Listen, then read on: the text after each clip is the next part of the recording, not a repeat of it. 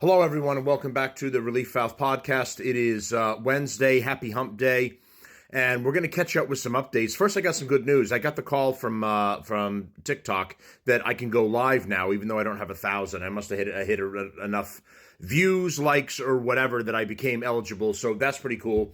Now, I already multicast on, like, the Sunday show, specifically the Shitbag Roundup. I multicast on YouTube and on Rumble, and now I can do a live on TikTok as well, or whenever I want. So that was some cool news as well. The platform has definitely gotten better since the removal. In working with Trump and in working with us, I noticed that, there's a lot of community guidelines hits. If you call somebody a poopy head, it's a fucking community guidelines hit. But you can appeal it, and then sometimes it works, and they remove it, and if not, they're not kicking you off the platform and removing your page. So there's a little bit of good news, a little bit of change has happened with TikTok. So let's get into what's going on today in the world. So we've got peace talks going on right now between Russia and between the U.S. Here's a little clip of that meeting. It was in Saudi Arabia.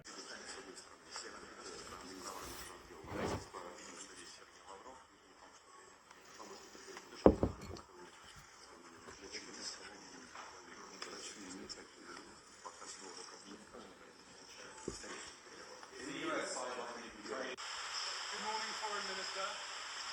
Are you hopeful? Are you feeling hopeful?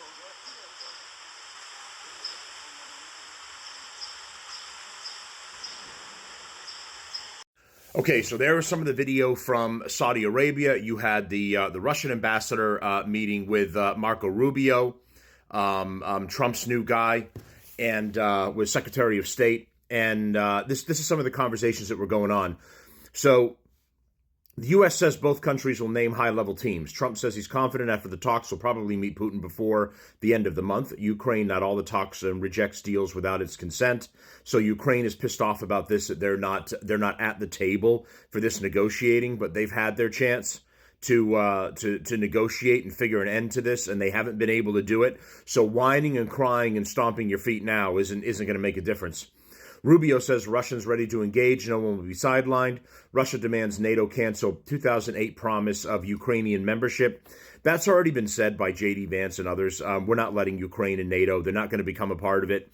They're not allies. We've been using them as a proxy country to fight Russia on our behalf. So we don't have to put troops on the ground to weaken Russia and just keep them pushed back into Russian territory.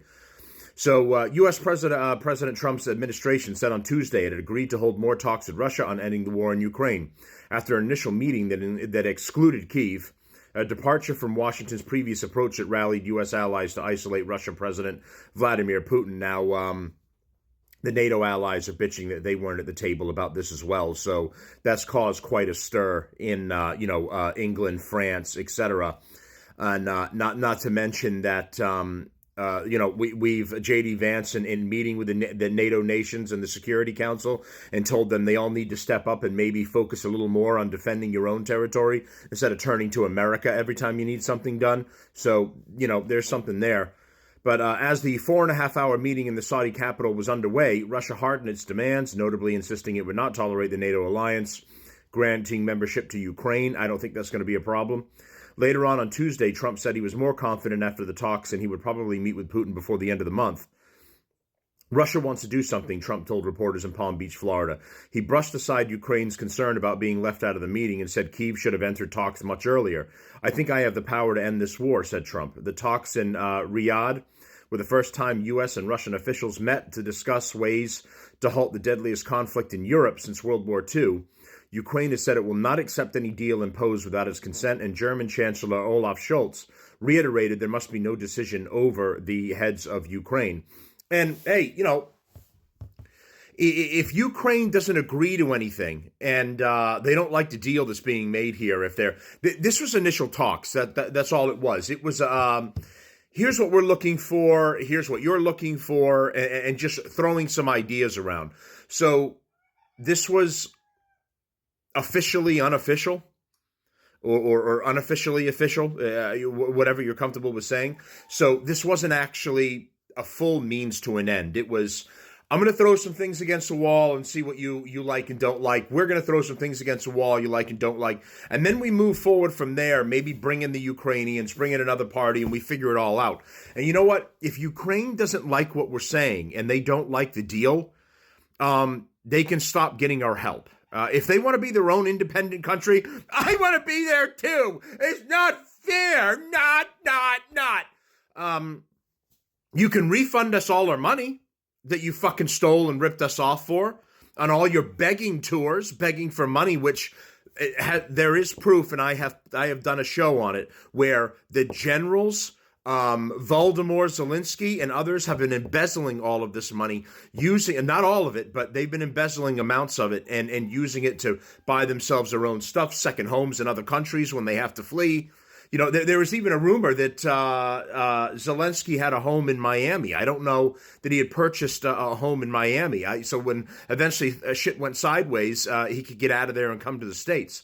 I wasn't able to confirm that. I'd be curious for anyone that's watching if you've heard the same thing, or maybe even found it, you know, like on Google Maps, you got information on it and you found where it was. But I'd be curious about if there was any truth to that. But you know, if the Ukrainians don't like any deal that we're doing, they cannot get our help anymore. And I have no problem with that whatsoever. The bank should be shut down completely. Another dollar should not go to Ukraine at all. The waste of taxpayers' dollar, billions of dollars from the corrupt Biden regime being funneled into Ukraine in order to fight a losing war. And the only reason their heads are above water is because of America's help. And the minute that we pull out, listen, the NATO allies can step in, Britain can step in, France can step in, and they can start giving them help. But they've already come out with a statement saying it might be a little too much for them to do, which is why everyone turns to us for every problem, and it shouldn't be that way. So if, you know, two things can be true at once. Ukraine can be upset that they're not currently at the table, and therefore they're not willing to consider any type of arrangement or agreement that's made, because they're their own country. Okay, fine, you decided to be your own country, that's what you are, and you can decide that you don't want to be part of the peace talks, or you don't agree to it, anything unless you're there, yada, yada.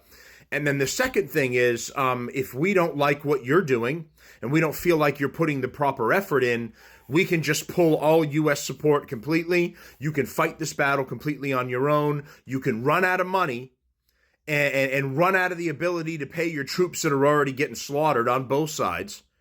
And you can just figure it out on your own. Maybe some other countries help, maybe they don't, but it won't be our problem anymore. So not a good negotiating tool by Volodymyr Zelensky, that grifting piece of shit. And the other thing that happened was, is part of this, we've got like a triangle of, it's like a circle. You remember that? I now pronounce you Chuck and Larry, and they go to the Asian guy to get married. This is like a circle. But Trump has been trying to negotiate with Zelensky to make this worthwhile for America, because we've been, Dementia Joe was just funneling billions of dollars to Ukraine. And it was like, oh, you know, write IOU on a piece of paper of money that we're never going to get back. It's been an absolute complete hole that we've just been pouring money down, and you're never going to see that again. Trump has been trying to make a deal with Zelensky where he says, some of the precious minerals that you have in Ukraine that you're going to make money off of sales, of trade between other countries. America wants a percentage of that, so that you can start paying us back for for not only the past and all the money we've already given you, but for future help as well. And thus far, Zelensky has refused. So, you know, he was perfectly fine to beg the whole world for money and do his happy little dance when he got money in his absolutely flawless fatigues, because he's never been on the front line one day in his life. But it's another when you actually have to start doing your fair share and paying us back for all the time and money we're wasting. So, you know, it's my personal opinion. Ukraine can fuck right off if they don't want to be part of this, but you'll see a deal playing out very soon between all sides and bringing this to an end.